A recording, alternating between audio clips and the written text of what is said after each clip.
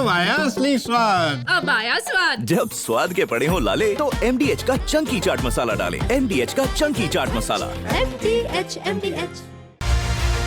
नमस्कार, मैं हूं विवेक श्रीवास्तव और आप मेरे साथ देख रहे हैं राष्ट्र सर्वोपरि। आज सबसे पहले मैं आपको बताऊंगा जो देश में नई सियासी चाल चल रही है उसकी बात करेंगे। जो देश में नया चलन चलने की कोशिश हो रही है उसकी बात करेंगे। जातिगत राजनीति को हवा दी जा रही है उसकी बात करेंगे। आज शो के शुरुआत में सियासतदां को बेनकाब करेंगे। बताएंगे कि बांटने की कोशिश कर रहे नेता शायद ये नहीं जानते हैं, नहीं समझ पाते हैं कि हमारे राष्ट्र का गौरवशाली इतिहास रहा है वो हमें बखूबी याद है। उनकी ये ओछी साजिश उसका बाल भी बांका नहीं कर सकती। शायद हमारे ये राजनेता भूल जाते हैं कि उन्हीं के जैसी छोटी सोच और गंदी राजनीति का परिणाम था कि हम गुलाम हुए थे। हम डिवाइड एंड रूल का फॉर्मूला हम पर लगाया गया था, हम उसके शिकार हुए थे। लेकिन नहीं, अब वो दौर नहीं है। वो दौर दूसरा था, ये दौर दूसरा है। अब देश की जनता, आप और हम भली भांति इन नेताओं की चाल समझते हैं, उनका मकसद समझते हैं, उनका मोटिव समझते हैं, उनका नैरेटिव समझते हैं। चले थोड़ा और साफ कर लेते हैं। मैं सीधा नाम लेके पूछ लेता हूं। समाजवादी पार्टी के नेता हैं अखिलेश यादव। कथावाचक कांड पर पूरा माइलेज लेने की कोशिश कर रहे थे, लेकिन राष्ट्र, हमारी जनता सब जानती है कि अखिलेश यादव जी, राष्ट्र ने ये पूछा आपसे कि उसी इटावा में जब दूसरे कथावाचक को पीटा गया तो उसे आपने सहानुभूति क्यों नहीं जताई? क्यों नहीं उसके इलाज का खर्चा उठाया? क्यों नहीं उससे मिलने गए थे आप? या क्यों नहीं उसको मिलने बुला ही लिया था? नहीं जाते तो बुला लेते। पंकज उपाध्याय नाम था उसका। पंकज उपाध्याय जो मिर्गी का मरीज है, कथावाचक है, वो उनको आती है मिर्गी। सबको कोई ना कोई बीमारी होती है, हो सकती है, उनको थी मिर्गी। उनको भी सहायता की जरूरत थी, लेकिन ना, आपको तो सिर्फ मुकुटमणि और संत यादव में अपनी राजनीतिक रोटी का तवा दिख रहा था और पंकज उपाध्याय में नहीं दिखा। लेकिन क्या कहेंगे, कथावाचकों पर भी बोलते बोलते इतना बेकाबू हो गए कि बाबा बागेश्वर धीरेन्द्र कृष्ण शास्त्री को घेर लिया। अब धीरेन्द्र कृष्ण शास्त्री ने जवाब दिया है, साथ में हिंदू राष्ट्र के लिए अपनी हुंकार भी भर दी। कहा है कि दिल्ली से मथुरा तक जाएंगे, अपनी यात्रा करेंगे, हुंकार भरेंगे हिंदू राष्ट्र के लिए। लेकिन आप जरा सोचिए कि ऐसे बयानबाजी से देश चलेगा क्या? क्या ऐसे रवैये से राष्ट्र चलेगा? क्या नेताओं को ऐसे बांटने की कोशिश करनी चाहिए? एक रिपोर्ट दिखाते हैं आपको।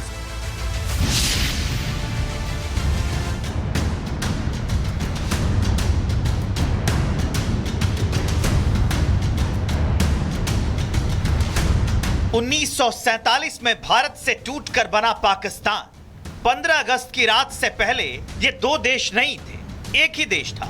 ना हिंदू था ना मुस्लिम, कुछ था तो हिंदुस्तान। लेकिन कुछ राजनीतिक हितों के कारण देश बटा, देश के टुकड़े हुए और फिर बना भारत और पाकिस्तान। भारत तरक्की की राह पकड़ता चला गया और पाकिस्तान ने आतंकवाद का हाथ थाम लिया। पाकिस्तान गर्त में जा चुका है और भारत विकसित होने की राह पर तेजी से बढ़ रहा है। भारत की तरक्की आतंकिस्तान को पच नहीं रही है, इसलिए देश को तोड़ने वाले लगातार अपने काम में जुटे हैं। देश के बाहर से और देश के अंदर से भी कोई अपने निजी हित के लिए गजवाए हिंद वाली साजिश कर रहा है तो किसी को महज सत्ता पर काबिज होने की चाह है। इसके लिए वो देश के टुकड़े टुकड़े करने को भी तैयार है। ऐसे लोग देश के किसी दुश्मन से कम नहीं है। हाल ही में बिहार में चुनाव है, हर पार्टी पूरे दमखम के साथ प्रचार में जुटी है। एक दूसरे पर वार पलटवार का दौर चल रहा है, लेकिन जिस तरह से धर्म, मजहब और जाति कार्ड खेलकर कुर्सी पर बैठने की लालसा बढ़ रही है, वो देश को आगे बढ़ाने की बजाय पीछे धकेलने का काम कर रही है। अगर पिछड़ा कथावाचक बनता है तो उसका मुंडन करा दिया जाता है, सर जो है छील दिया जाता है। पिछड़ा दान देने के लिए है, चढ़ावा चढ़ाने के लिए है, कथा सुनने के लिए भी है, लेकिन कथा सुनाने के लिए नहीं है। अब बिहार से सामंतवाद को खत्म करके दिल्ली का भी सामंतवाद को हम लोग को खत्म करना पड़ेगा। केवल बिहार में ही नहीं, धर्म की आड़ में देश से खिलवाड़ उत्तर प्रदेश में भी हो रहा है। यहाँ सत्ता में वापसी के सपने संजोए समाजवादी पार्टी जाति का खेल खेल रही है। मुख्यमंत्री की कुर्सी पर काबिज होने के लिए अखिलेश यादव जाति को मोहरा बना रहे हैं। 2027 की तैयारी के चक्कर में वो देश को खोखला करने का काम कर रहे हैं। ये हम कभी समाजवादी लोग जातिवादी नहीं हो सकते, लेकिन हम पीढ़ीवादी हैं थोड़े, और भारतीय जनता पार्टी जितना कहेगी हम उतना पीढ़ीवादी हो जाएंगे। भारतीय जनता पार्टी जितना प्लांट करेगी हमारे खिलाफ हम उतने ही पीढ़ीवादी हैं, बस याद रखें वो लोग। अभी ये चिंगारी यूपी और बिहार में सुलग रही है, लेकिन अपने स्वार्थ में जाति धर्म को बीच में लाकर कुर्सी पाने का यह नशा देश को पीछे धकेल रहा है। ऐसे ही लोगों को बागेश्वर धाम के पीठाधीश्वर पंडित धीरेन्द्र कृष्ण शास्त्री ने साफ और कड़ा संदेश दिया है। बाबा बागेश्वर का साफ कहना है कि हमें धर्म और जाति से ऊपर उठकर राष्ट्रवाद के लिए लड़ना है, राष्ट्र सर्वोपरि रखना है, क्योंकि राष्ट्र है तब हम हैं। कहीं जातिवाद की लड़ाई चल रही, हमारी एक ही प्रार्थना है, हिंदुओं को घटने मत देना, हिंदुओं को कटने मत देना, हिंदुओं जात पात से ऊपर उठकर राष्ट्रवाद के लिए जीना। इस देश को बहुत सी ताकतें गजवाए हिंद बनाना चाहती हैं, और बिहार के पागलों हमारा एक ही सपना है, भगवाए हिंद होना चाहिए। हम किसी मजहब के विरोधी नहीं हैं, हमें तो हिंदुओं में रहने वाले उन हिंदुओं से दिक्कत है जो जातियों के नाम पर हिंदुओं को लड़ाते हैं।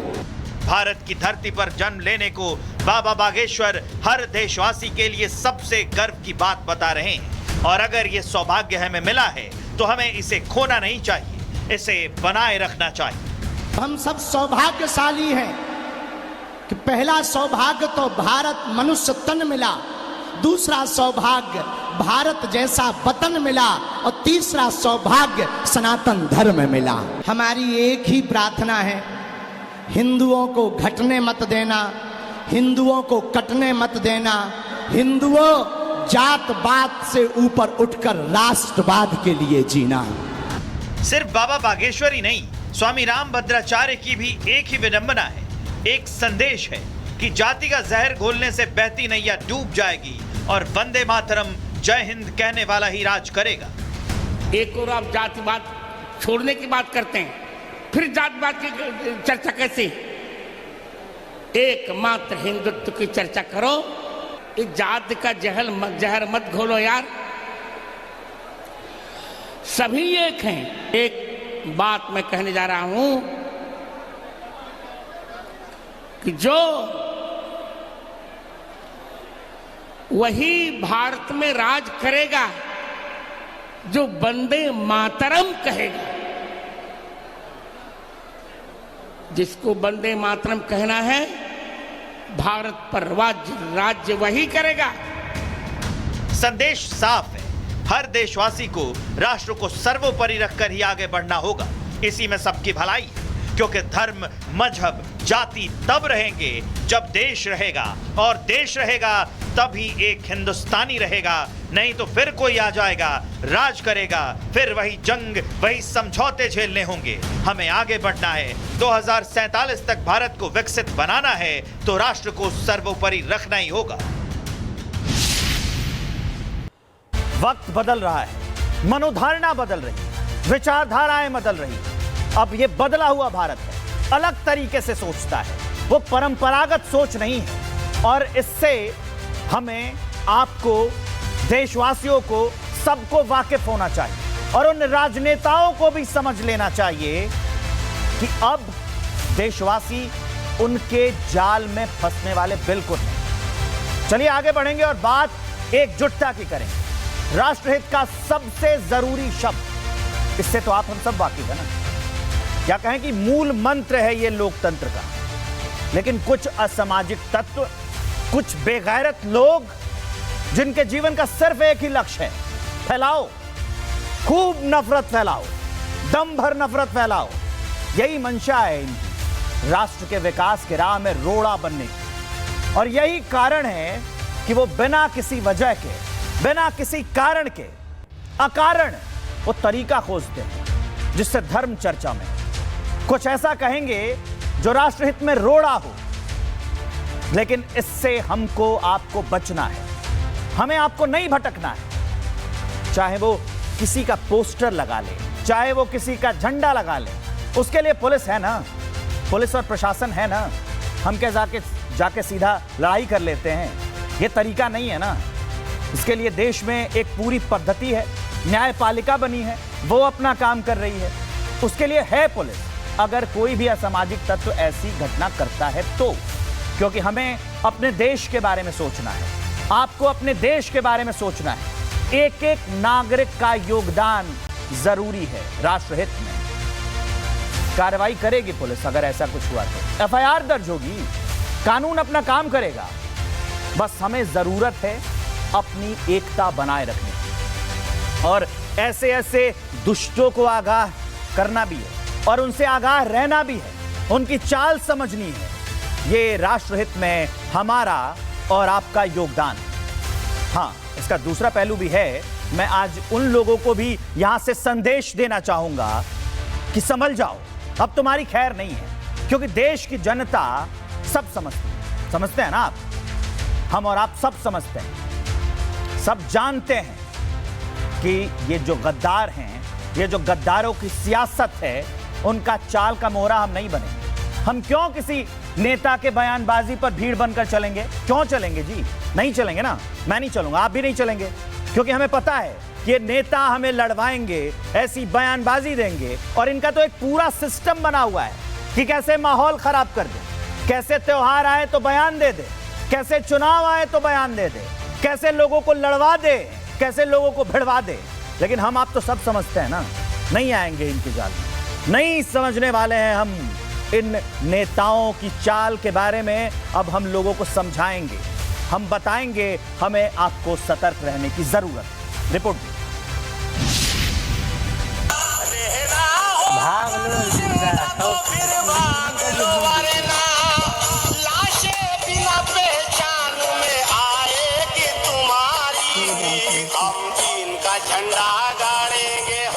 ये किसी फिल्म का सीन नहीं है, ना ही ये किसी फिल्म का बेहुदा गाना है। ये भड़काऊ नारे हैं। ये तस्वीर उत्तर प्रदेश के कुशीनगर की है, जहां मौजूद प्राचीन शिव मंदिर के सामने ताजिया जुलूस के दौरान कुछ लोगों ने इस्लामिक झंडा फहराया।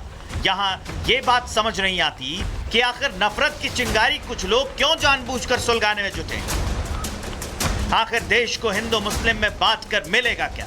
जो लोग ये सोचते हैं कि देश बचेगा तो उनका फायदा होगा, तो ये उनकी सबसे बड़ी गलतफहमी है, क्योंकि देश को धर्म में बांटकर कुछ हासिल होने वाला कतई नहीं है। ताजिया निकाल रहे हैं तो अपने रास्ते पर शांति से जुलूस निकाला जा सकता है, लेकिन ऐसे मजहबी शोक जुलूस में इस तरह के नफरती हरकतें कहां तक जायज है? ये वीडियो क्लिपिंग जुलूस में शामिल एक व्यक्ति का व्हाट्सएप स्टेटस। पहली चिंगारी तो शिव मंदिर के सामने इस्लामिक झंडा फहराकर सुलगाई, और दूसरी चिंगारी स्टेटस पर ऐसा भड़काऊ गाना लगाकर।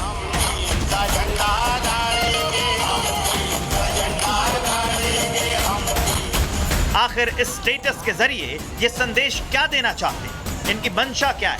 क्या मजहब के नाम पर मारकाट मचाना चाहते हैं? चारों तरफ खून खराबे का प्लान है क्या? इससे मिलेगा क्या? इनका झंडा गाड़ेंगे, हम इनका झंडा गाड़ेंगे। आज सौहार्द झगड़ा और विवाद कराने के उद्देश्य से मंदिर के ठीक सामने इस्लामिक झंडा का वो लगाया गया था, जिसको मना करने पर तमाम तरह की बातें, और उसका एक वीडियो बना के वायरल किया गया, जिसमें बहुत ही अमर्यादित कई गानाएं लगी हुई हैं। देश में हमें एकजुट होना होगा। इस तरह की हरकतें करके कुछ नहीं मिलेगा। सांप्रदायिक हिंसा भड़केगी, दंगे फसाद होंगे, प्रॉपर्टी को नुकसान पहुंचेगा, देश के आर्थिक हालात खराब होंगे, देश पीछे जाएगा। इसी राह पर हमें देश को जाने से रोकना है, और इसके लिए एक एक देशवासी को अपनी भागीदारी देनी होगी। कुशीनगर वाले मामले में तो पुलिस ने इलाके में तनाव फैलते ही तुरंत कार्रवाई की। 2 युवकों को इस मामले में हिरासत में ले लिया गया। मंदिर के सामने लगाए गए इस्लामिक झंडे को नीचे उतरवाया गया। लेकिन इस तरह की साजिशें किसी एक जगह नहीं रची जा रही हैं। देश को बांटने की साजिश में जुटे लोग कोने कोने में फैले हैं। मुहर्रम के जुलूस में शोक व्यक्त करना समझ में आता है, लेकिन मुहर्रम के जुलूस में फिलिस्तीनी झंडे, हिजबुल्लाह के झंडे समझ में नहीं आते। ये दोनों तस्वीरें श्रीनगर की हैं, शहर वही लेकिन तारीख अलग। श्रीनगर में कभी फिलिस्तीन के झंडे दिखाई देते हैं तो कभी हिजबुल्लाह के झंडे। इसलिए सवाल उठ रहे हैं कि शोक जुलूस में इस तरह की तस्वीरों का क्या काम। अभी 2 दिन पहले भी शोक जुलूस में शामिल कुछ लोगों ने ईरान और फिलिस्तीन के झंडे लहराने शुरू कर दिए थे। ईरान के शीर्ष कमांडर खामेनेई की तस्वीरें बाहर निकाल ली थी। ठीक उसी तरह आज भी किया गया। हिजबुल्लाह की तस्वीरें मुहर्रम के जुलूस में लहराई गई। बार बार इस तरह के जहर घोलने वाले मामले सामने आने के बाद श्रीनगर पुलिस ने मुहर्रम में शामिल लोगों के खिलाफ केस दर्ज कर लिया है, क्योंकि मजहब के खिलाफ जुलूस निकालने को सही समझा जा सकता है, लेकिन फिलिस्तीन के झंडे, हिजबुल्लाह के झंडे लहराने के पीछे का मकसद हर कोई जानना चाहता है। क्यों देश में रहकर देश विरोधी कामों की चिंगारी को सुलगाने की कोशिश की जा रही है? क्योंकि ऐसे कामों से हिंसा भड़क सकती है, हिंसा बिगड़ने से माहौल खराब हो सकता है। जरूरत है देश को एकजुट रखकर आगे बढ़ने की। तो देखा आपने, मैं इन्हीं नफरती चिंटुओं की बात कर रहा था, इन्हीं लोगों के बारे में कह रहा था। आप सोचिए, मुहर्रम का जुलूस निकल रहा है, उसमें दूसरे देश के झंडे लेकर आने का क्या मतलब है मतलब? इनका मतलब उससे सिद्ध होता है, ये चाहते हैं कि जो भावनाएं हैं वो आहत हो, ये चाहते हैं कि बवाल बढ़े, ये चाहते हैं कि कोई कुछ कहे, ये चाहते हैं कि हिंसा भड़के। लेकिन इनकी चाहत में हमें नहीं आना है, क्योंकि हम और आप समझदार हैं, देश का हर नागरिक समझदार है, और यही समझने की जरूरत है, क्योंकि हमारा राष्ट्र सर्वोपरि। वो लाइनें तो आपने सुनी होगी ना कि मेरे देश में होता है सभी धर्मों का सम्मान, मेरा देश महान, मेरा देश महान। लेकिन इस महान देश में कुछ नफरती लोग रहते हैं। वो क्या करते हैं? वो इस ताक में बैठे रहते हैं कि कब त्योहार हो, कब वो देश में धार्मिक उन्माद फैला सके, कब वो भीड़ में हिंसा फैला सके, कब वो किसी पर पत्थर बरसा सके, कब वो जुलूस में पाकिस्तान के नारे लगा सके, कब वो हिंदू मुसलमान को लड़वा सके। उनकी बस यही चाल है, यही सोच है, यही काम है। इनकी जांच तो हो तो पता चले कि इसी काम के लिए इनको फंडिंग होती है, मोटा पैसा आता है। अपने आकाओं के निर्देश पर यह हिंसा फैलाते हैं, नफरत को पोसते और परोसते हैं। अब जब खबर मैं आपको जो बताने वाला हूं वो बिहार के मुजफ्फरपुर से। यहां पर ताजिया के जुलूस के दौरान पत्थर फेंके गए, पत्थरबाजी हो गई। सोचिए, इलाके में तनाव हो गया। यही है वो नामाकूल, नामुराद, निकम्मे जो ऐसी घटनाओं को अंजाम देते हैं। और ये चाहते हैं, यही चाहते हैं वो कि हंगामा हो, बवाल हो, हिंसा हो, अशांति फैले। लेकिन ऐसा कुछ नहीं हुआ। पुलिस मौके पर पहुंच गई। मैंने कहा था ना कि पुलिस अपना काम कर रही है और प्रशासन को हमें आपको काम करने देना चाहिए। अब इलाका शांत है, बिल्कुल शांत है। ये हाल सिर्फ बिहार में नहीं है, बिहार से लेकर उत्तर प्रदेश तक, क्योंकि आप देखते होंगे दिन में टीवी, कई जगह से खबरें आती हैं। उत्तर प्रदेश में भी कई इलाकों में सौहार्द बिगाड़ने की कोशिश की गई है। बिहार से लेकर उत्तर प्रदेश तक हालात ऐसे, वो लाइन है ना। और यही वो पॉइंट है, यही वो पॉइंट है जहां हमको आपको संभलने की जरूरत है। हमें सोचने की जरूरत है कि हम आत्मवत् सर्वभूतेषु यः पश्यति स पंडितः, यही परंपरा है हमारी। हम अपने समान सामने वाले को देखते हैं। आप और हम वही सोचते हैं ना कि जैसा मैं हूं, जैसा मेरी रगों में खून है, वैसा आपकी रगों में खून है। आप और मैं एक बराबर हैं।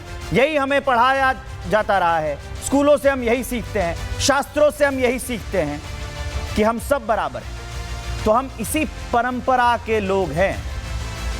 हम सामने वाले का अधिकार समझते हैं, हम सामने वाले को अपने बराबर समझते हैं, बराबर मानते हैं। और यही सोच इन नफरती चिंटुओं के लिए जख्म होगी। रिपोर्ट देखिए।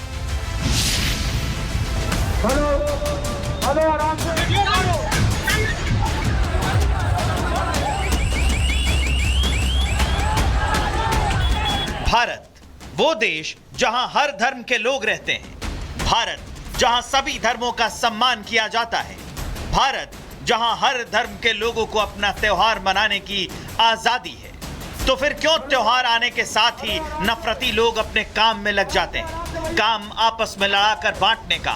और ऐसे ही लोगों को बेनकाब करने के लिए हम लगातार आगे बढ़ रहे हैं, क्योंकि हम तो इन लोगों को पहचान चुके हैं और अब बारी आपकी है ताकि एकता बनी रहे। बिहार के मुजफ्फरपुर में मुहर्रम का जुलूस निकाला जा रहा था, लेकिन शायद यही बात विरोधियों को अच्छी नहीं लगी कि शांति के साथ कोई भी त्योहार कैसे मना सकता है। बस फिर क्या था, जुलूस के दौरान ही पत्थरबाजी हो गई। पत्थरबाजी किसने की, किसके कहने पर हुई, कोई नहीं जानता, लेकिन इस उपद्रव में 2 लोग घायल जरूर हो गए। उधर से गोल मिल के आ रहे थे हम लोग, तो उसके आने के बाद वो लोग इधर से हम लोग गए तो इधर से कुछ ईंटा वीटा कुछ नहीं था, और उधर से आने के बाद वो लोग अपना मुखिया जी ईंटा अपना घर पे ईंटा सरिया के रख लिए थे। उसके बाद हम लोग आए, उधर से एक झंडा खींचने लगा और उसके बाद वो झगड़ा खोज रहा था एक लड़का, उसके बाद झंडा खींच के घर में घुसा लिया था। हमारा जो चाचा उसको कपार फूट गया है, उसको घुस के कपार फोड़ दिए थे। तो हम लोग ऊपर से दारू का बोतल और ईंटा चला रहा था। विवाद बढ़ता देख पुलिस एक्टिव हुई। एसएसपी, एसडीएम समेत भारी पुलिस मौके पर पहुंची। हालात को काबू करने की कोशिश की गई। साथ ही पुलिस उन उपद्रवियों को पकड़ने में भी जुट गई है जो माहौल बिगाड़ने की कोशिश कर रहे थे। बिहार से लेकर यूपी तक इन दिनों जाति का मुद्दा गरमाया हुआ है और उसी को शायद और भड़काने के लिए राष्ट्र विरोधी लोग लगे हुए हैं। कुशीनगर में भी मुहर्रम जुलूस में नारेबाजी को लेकर 2 गुट आपस में भिड़ गए। हालांकि यहां भी पुलिस ने मामला सुलझाकर शांत करा दिया।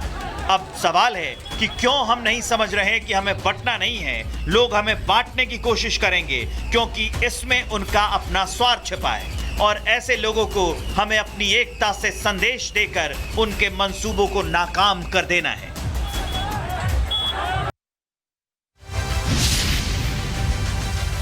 तो देखा आपने, यही साजिश है, यही मंशा है, यही नापाक हसरतें हैं। मैं आपको बता रहा हूं कि ये कितनी भी कोशिश कर लें, ये नापाक मंसूबे कभी कामयाब नहीं हो पाएंगे, क्योंकि हम तैयार हैं, आप तैयार हैं। राष्ट्र सर्वोपरि की धारणा के साथ हम खड़े हैं और यही इन लोगों पर तमाचा है, क्योंकि ये अपनी हरकतों से बाज नहीं आने वाले। ये चाहते हैं कि नफरत फैलाएं, ये चाहते हैं कि हमें आपको लड़वाएं, ये चाहते हैं कि बवाल हो, ये चाहते हैं कि मेन मुद्दे भटक जाएं, ये चाहते हैं कि हम अपनी जरूरतों पर, अपने विकास पर ध्यान ना दें, ये चाहते हैं कि हम आने वाली पीढ़ियों को एक अच्छा और स्वस्थ समाज न दें। ये चाहते नहीं हैं कि हम ठीक ढंग से अपनी रोजी रोटी चलाएं। उसी के नाम पर, ये उसी नफरत के नाम पर कुछ रुपए पैसे बटोर लेते हैं ताकि वो अपने बच्चों को विदेश पढ़ा सकें। मैंने बताया था ना आपको, रिपोर्ट में फंडिंग होती है, फंडिंग हो रही है। यहां वो सद्भाव खराब कर रहे हैं, पैसे जो अकाउंट में आ रहे हैं उससे अपने बच्चों को विदेश भेज रहे हैं, हमारे आपके बच्चों का भविष्य खराब करेंगे। उत्तर प्रदेश का मुजफ्फरनगर ले लीजिए, यहां कांवड़ यात्रा होने वाली है। मैं रोज आपको खबर बता रहा हूं, लगातार आपको खबर बता रहा हूं, आप हम सब देख रहे हैं और सिर्फ इस साल से नहीं देख रहे हैं। कांवड़ यात्रा का बवाल तो कई सालों से चल रहा है ना, पिछले साल भी हुआ था।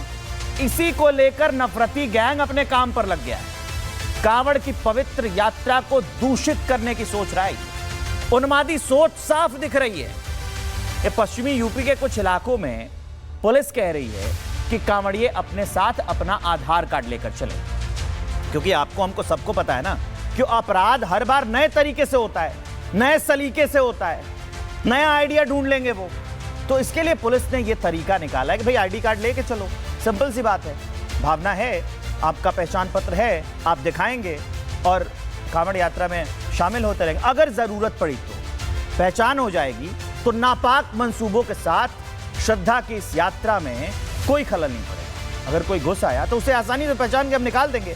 पुलिस उपद्रव रोकने के लिए मुस्तैद है, हमें बस अपने स्तर पर योगदान देना है, देशवासियों को अपने स्तर पर योगदान देना है। और वो हम कैसे देंगे? हम देंगे नियम कानून कायदे का पालन करके, निर्देशों का पालन करके, क्योंकि याद रखिए हमें विकसित राष्ट्र बनना है। हमारा तय लक्ष्य 2047 का है। हमें इनके चाल में नहीं आना है जी, हमें राष्ट्र निर्माण में योगदान देना है।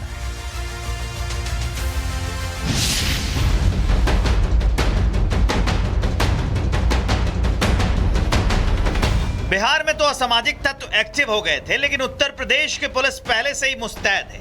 चाहे बात मुहर्रम जुलूस की हो या फिर कांवड़ यात्रा की, योगी पुलिस की नजर सब पर है, क्योंकि अराजक तत्व उत्तर प्रदेश की शांति को भी भंग कर सकते हैं और इसलिए मुजफ्फरनगर में पुलिस हाई अलर्ट पर है। हर चौक चौराहे पर पुलिस की तैनाती के साथ ही सीसीटीवी और ड्रोन से नजर रखी जा रही है। मुहर्रम का आज 10वां दिन है और मुजफ्फरनगर में भी मुहर्रम के जुलूस को लेकर अलर्ट है, पुलिस लगातार मुस्तैद है। ये वो हनुमान चौक है जहां से आज अलग अलग जगहों से, अलग अलग इमामबाड़ों से जो जुलूस निकलते हैं वो जुलूस यहां पर इकट्ठा होंगे और उसे लेकर पुलिस की मुस्तैदी यहाँ पर लगातार मौजूद है। पुलिस तैनात है और एक एक चीज़ की निगरानी रखी जा रही है। सीसीटीवी कैमरों के जरिए भी निगरानी रखी जा रही है। कांवड़ यात्रा जो करीब 1 महीने तक चलेगी, जिसे लेकर पहले से ही विवाद हो रहा है, ऐसे में पुलिस कांवड़ में शामिल भोलों से अपील कर रही है कि वो अपना पहचान पत्र लगाकर चलें, ताकि कांवड़ की आड़ में आने वाले उन असामाजिक तत्वों को पहचान कर एक्शन लिया जा सके। सकुशल और सुविधापूर्ण ढंग से कांवड़ यात्रा संपन्न हो, इसके लिए जो भी तैयारियां होती हैं उसकी लगातार समीक्षा की जा रही है, स्थल निरीक्षण भी किया जा रहा है। हमारा यह प्रयास है कि आने वाला कांवड़ का और ये जो मुहर्रम का त्यौहार है, इसको हम लोग बेहतर ढंग से, सुरक्षित ढंग से और सुविधापूर्ण ढंग से पूर्ण कराएं। लोग आईडी लेकर चले, ताकि जो अराजक तत्व हैं, कुछ लोग छद्म रूप में भी आते हैं जो कि कपड़े पहन लेते हैं, तो उनकी सुरक्षा के लिए या देश की, मतलब एक तरीके से हमारे राष्ट्र का भी एक इशू हमारा है कि अगर ऐसे लोग हमारा आइडेंटिटी कार्ड लेके चलेंगे तो लोग इन लोगों को, इन अराजक तत्वों को मौका नहीं मिलेगा। पुलिस ने शहर की शांति बनाए रखने के लिए कंट्रोल रूम भी बनाए हुए हैं, जहां से पूरे शहर पर निगरानी रखी जा रही है, ताकि कोई भी गड़बड़ होने पर तुरंत एक्शन लिया जा सके और हालातों को तुरंत संभाला जा सके।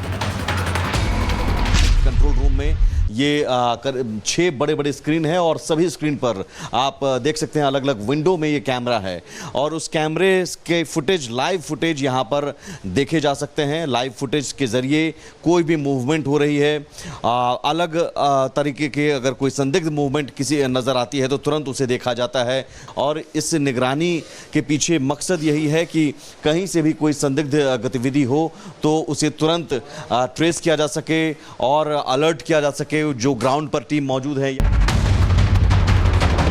एक तरफ कांवड़ यात्रा को लेकर पुलिस अलर्ट पर है तो दूसरी तरफ मुहर्रम जुलूस पर भी पुलिस की पैनी नजर है, क्योंकि त्योहार किसी भी मजहब का हो, शांति से मनाना चाहिए और पुलिस भी इसी भावना के साथ काम कर रही है और इसलिए मुहर्रम जुलूस पर भी कड़ी निगरानी रखी जा रही है।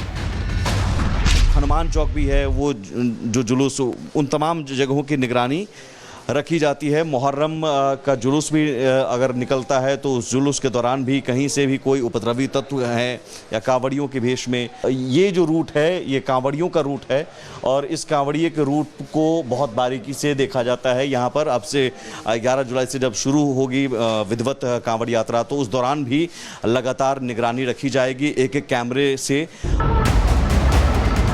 साफ है कि योगी की पुलिस किसी भी उपद्रव को रोकने के लिए पूरी तरह मुस्तैद है। यही वजह है कि नियमों का भी सख्ती से पालन कराया जा रहा है।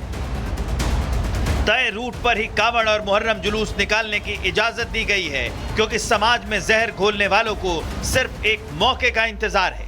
लेकिन हम और आप सबको मिलकर उन्हें वो मौका नहीं देना है। उन नफरती लोगों को बता देना है कि हम एक हैं और एक रहेंगे और बांटने वाले भी कामयाब नहीं हो पाएंगे। और अब चलिए आगे बढ़ते हैं और अब बात एक साथ दो मुद्दों पर आपका ध्यान लेकर आता हूं। एक तो वो पहचान की बात जिस पर बवाल मचा है, ऊपर से हिंदू नाम और नीचे से भाईजान, यही बवाल चल रहा है ना। मतलब ऊपर पोस्टर पर हिंदू नाम लिखा है, क्यूआर स्कैन कर दो तो कुछ और नाम निकलेगा। और यह बात सर्वमान्य है कि पहचान छिपाकर धंधा करना, पहचान छिपाकर कारोबार करना गलत है।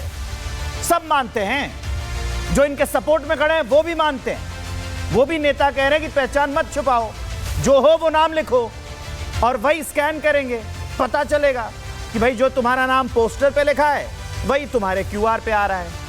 ये उनके सपोर्टर्स भी कह रहे हैं कि पहचान छुपाना गलत है, फिर भी ये मानने को तैयार नहीं है। कुछ नेता हैं जो इसी पर अपनी सियासी रोटियां सेक रहे हैं। उससे भी देशवासियों को सतर्क रहने की जरूरत है, आपको सतर्क रहने की जरूरत है। मैं था ग्राउंड पर, गया ग्राउंड पर, रिपोर्टिंग के दौरान लोगों को जब मैंने उनसे बात की तो उन्होंने कहा कि वो भी सौहार्द चाहते हैं, कोई नहीं लड़ना चाहता भाई साहब, कोई लड़ना नहीं चाहता है, लेकिन साथ में वो भी चाहते हैं कि उन्हें कम से कम ये पता हो, ये उनका अधिकार है, उनसे झूठ ना बोला जाए कि वो किसके यहां जाके खाना खा रहे हैं। वो तब जब पवित्र महीना चल रहा है, वो पवित्र यात्रा पर है, वो अपने आराध्य को जल चढ़ाने जा रहे हैं, वो अपने आराध्य को खुश करने जा रहे हैं, वो अपने आराध्य से मिलने जा रहे हैं, वो अपनी परंपरा को कायम रखने जा रहे हैं, जो पीढ़ियों ने उनको सिखाया है, जो हमारे दादा परदादाओं ने हमें बताया है कि शुचिता के साथ, पवित्रता के साथ, सफाई के साथ हम जाते हैं और भगवान की पूजा करते हैं। सारे धर्मों में यही बात कही जाती है। हम आपको सतर्क करने के लिए, सतर्क रहने के लिए भी कह रहे हैं, क्योंकि पहचान छुपाकर लोग कई कांड कर रहे हैं। रोज नई जगह थूकने का वीडियो सामने आ रहा है। हमें इनसे भी सतर्क रहने की जरूरत है। देखा ना आपने, कहीं रेस्टोरेंट में किसी रोटी पर थूक रहे होते हैं, कहीं थूक रहे होते हैं। इससे भी तो बचना है। लखनऊ से खबर आई, आज की खबर है। लखनऊ से अगर मैं आपको खबर बताऊं तो आपको एक शख्स दूध पहुंचाता था लोगों के घर में। वो जैसे घर में घुसने पर आता था, उससे पहले वो दूध में थूक देता था। एक दिन कैमरे में पकड़ लिया गया। सोचिए कितनी ठेस पहुंची होगी, कितना आहत हुआ होगा वो परिवार जिसके साथ ये घटना हुई है।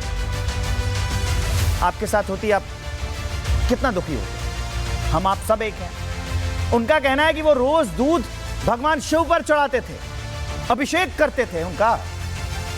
इससे हमें और आपको सतर्क रहने की जरूरत है। हम उस दौर में हैं जब समाज के हर तबके को कंधे से कंधा मिलाकर चलना है, लेकिन शांति बनाए रखने की जिम्मेदारी सिर्फ एक की नहीं होनी चाहिए। शांति बनाए रखने में भी योगदान सबका होना चाहिए।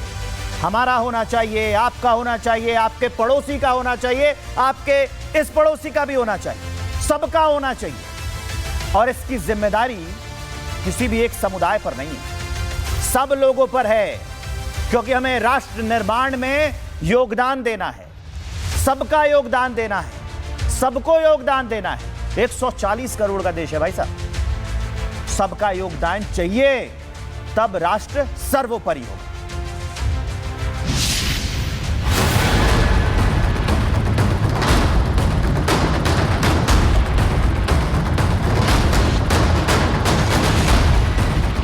देश एकता से है, देश के लोग एक हैं, लेकिन इसी एकता को तोड़ने की कोशिश क्यों होने लगती? जब भी कोई त्योहार आता है, साजिश क्यों होने लगती? क्यों एक पक्ष को दूसरे पक्ष के लोगों से दिक्कत होने लगती है? लोगों को समझना होगा कि ऐसा करने से न सिर्फ अपना बल्कि देश का भी नुकसान हो रहा है।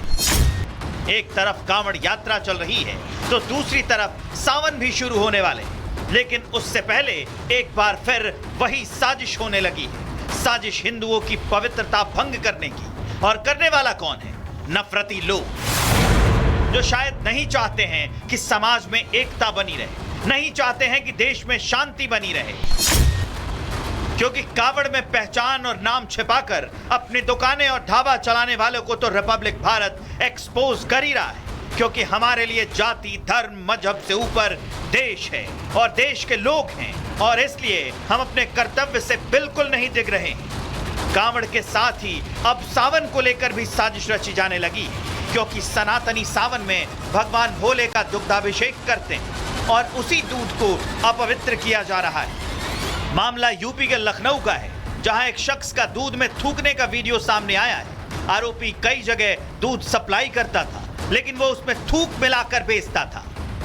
इसका खुलासा सीसीटीवी सामने आने के बाद हुआ। तस्वीरों में देखिए, आरोपी दूध से भरे डिब्बों के ढक्कन खोलता है और उसमें थूकता है और फिर वापस ढक्कन लगा देता है। जिस घर में वो दूध की सप्लाई करता है, उस शख्स का कहना है कि वो रोजाना भगवान का अभिषेक इसी दूध से करते थे, लेकिन वो जानते नहीं थे कि आरोपी इस तरह का काम कर रहा है। आरोपी को पुलिस ने गिरफ्तार तो कर लिया है, लेकिन दावा किया जा रहा है कि आरोपी का नाम शरीफ है, लेकिन वो पप्पू बनकर दूध की सप्लाई करता था। ये वो लोग हैं जो देश को धर्म के नाम पर तोड़ने की कोशिश करने में लगे। लेकिन कुछ लोग जो ऐसे लोगों का पालन पोषण भी करते हैं और ऐसे लोगों को बीजेपी आईना भी दिखा रही है, बता रही है कि कैसे मोहब्बत के दुकान में बांटने वाला सामान बेचा जा रहा है। उत्तर प्रदेश एटीएस ने एक जलालुद्दीन नाम के व्यक्ति को धर्मांतरण के मामले में गिरफ्तार किया है। समाजवादी पार्टी, कांग्रेस के ऐसे लोग जो हिंदू धर्म पे हजारों टिप्पणियां करते हैं, जिनकी पीएचडी ही हुई है इस बात को लेकर कि कुंभ कैसा है, कांवड़ कैसा होना चाहिए, कौन किस तरह की चीजें करना चाहिए, ताला लग जाता है ऐसी चीजों पर। उनसे पूछा जाए कि ये जो धर्मांतरण जलालुद्दीन करा रहा है, ये सही है? हमारा इस खबर को दिखाने के पीछे मकसद आपको सतर्क करना है, क्योंकि हो सकता है कि आपके घर में भी दूध देने के लिए कोई आता हो और हो सकता है कि वो भी इसी तरह का काम करता हो। लेकिन ये खबर देखकर आपको चौकन्ने हो जाना चाहिए और दूसरों को भी दिखाना चाहिए, ताकि वो भी सावधान रहें, जिससे आपकी पवित्रता और शुद्धता बरकरार रहे। क्योंकि हमारा ध्येय भी यही है, क्योंकि हम बात देश और देश की जनता की करते हैं। Bureau report, Republic Bharat. तो देखा आपने कैसे मिलावट की जा रही है, कैसे धर्म भ्रष्ट किया जा रहा है। इससे हमें और आपको सावधान और सतर्क रहने की जरूरत है। और अब चलिए आगे बढ़ते हैं और आपको फिर सतर्क करने वाला हूं। यह खबर आपके और हमारे भविष्य से जुड़ी हुई है। देवता फिल्म में गाना था, साहिर लुधियानवी ने लिखा था उसको और मोहम्मद रफी ने गाया था कि तू ना हिंदू बनेगा ना मुसलमान बनेगा, इंसान की औलाद है इंसान बनेगा। यह गाना नौनिहालों के लिए लिखा गया था, नए बच्चों के लिए लिखा गया था। बताया गया था कि हम जब अपने आने वाली पीढ़ियों को लालन पालन करें, उनका जब आने वाली पीढ़ियों को यह बताएं, सिखाएं, तो हम ऐसा करें कि वो धर्म जाति पाति से ऊपर उठकर इंसानियत की बात करें, मानवता के मूल्यों की बात करें, उसूलों की बात करें, नैतिकता की बात करें। लेकिन सोचिए, अगर इन बच्चों के दिमाग में धर्म का जहर बचपन से ही डालना शुरू कर दिया जाए तो कितनी खतरनाक बात है, कितनी जहरीली सोच है, कितनी विभत्स कल्पना है ये। और यही हुआ है कोटा के स्कूल में। यहां बच्चों से कलमा पढ़वाया जा रहा है। सोचिए ये कितनी राष्ट्र विरोधी सोच है, कितनी कट्टर सोच है, कितनी जाहिल सोच है, कितनी दुर्दांत विचारधारा है कि ये बच्चों को कट्टर मजहबी ज्ञान दे रहे हैं। इसका वीडियो सामने आया है, अभिभावक इसका विरोध कर रहे हैं, लेकिन वही राग की पहले होता आया है। पता नहीं कब से हो रहा है। सोचिए ये हीला हवाली कब तक चलेगी और कितनी खराब है ये। मान लीजिए कि आपका बच्चा स्कूल जाए और उसे ये धार्मिक शिक्षा मिले, सत्यानाश। हमें इसकी संभावना को भी नकारना होगा। हमें इससे बचना है ताकि राष्ट्र आगे बढ़े, देश की पीढ़ियां आगे बढ़े, धार्मिक कट्टरता का शिकार ना हो। वो विज्ञान की बात करें, वो विकास की बात करें। रिपोर्ट देखिए।